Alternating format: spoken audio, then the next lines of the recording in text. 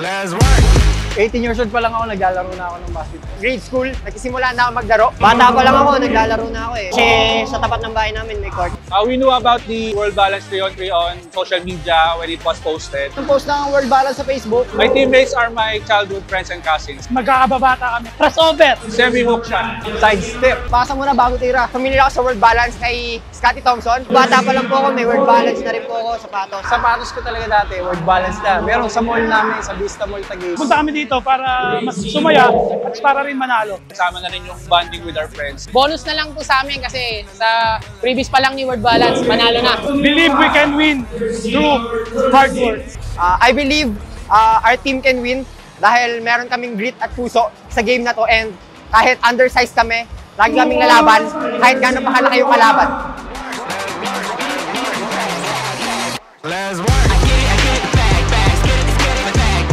Pinakamahirap na team na nakalaban namin itong nag-champion. So naging malaking challenge sa amin. Gawa ng kami more on practice lang sa bahay. Kalaban namin quarterfinals yung mga taga Malabon. Kasi mga veterano sila, tapos mga eksperyensado. Nakamahirap namin kalaban is yung nakalaban namin sa finals. The Generals kasi sila lang yung tumalo sa amin. Siguro yung dikit yung laban namin nag-overtime. Sa strategy, kami magkakababata naman kami.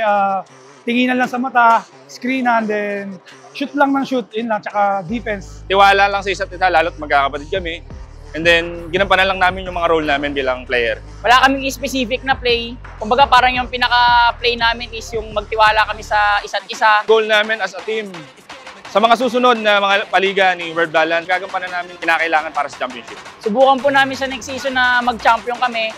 Magpapalakas pa kami, magti-training kami araw-araw. Siguro tuloy-tuloy lang, practice. Ilang taon na rin kami magkakasama kaya alam na namin yung laro namin.